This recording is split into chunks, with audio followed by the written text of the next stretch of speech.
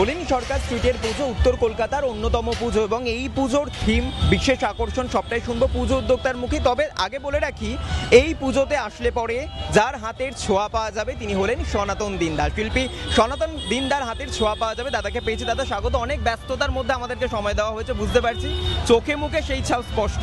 তুমি একটু থিম এবং দর্শকদের সঙ্গে পরিচয় করিয়ে দাও, কত বছরে পদার্পণ করলে। বলছি আমি তো সনাতন দিন্দা নেই, এটা কিন্তু আগে ক্লিয়ার করো। তুমি যেভাবে বললে সনাতন দিন্দা আমি নই। সনাতন দিন্দা আমাদের শিল্পী, সমগ্র পরিকল্পনা ঠাকুর সবকিছু সনাতনদা বানিয়েছে।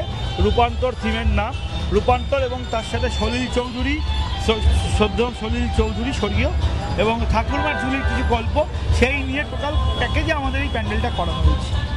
আপনারা আসুন, প্রথমে নাচ, তারপরে পুজোর উৎসব, আনন্দ, রং, ভালো লাগা, ভালোবাসা সব পাবে। আর এবার কি নলিনী সরকার স্ট্রিট কার্নিভালে যাচ্ছে, এই একটা প্রশ্ন। না, এটা তো বিশ্ব বাংলায় ডাক পেলে লাস্ট 3 বছর আমরা গেছি। এই প্রশ্নটা আমরা অনেকেই করছি, অনেকেই বলছে আমরা আশা রাখছি হয়তো যাব, তাই আমি জিজ্ঞাসা করছি আশাটা কি আছে? বিশ্ব বাংলায় ডাক পেলে নিশ্চয়ই যাবো।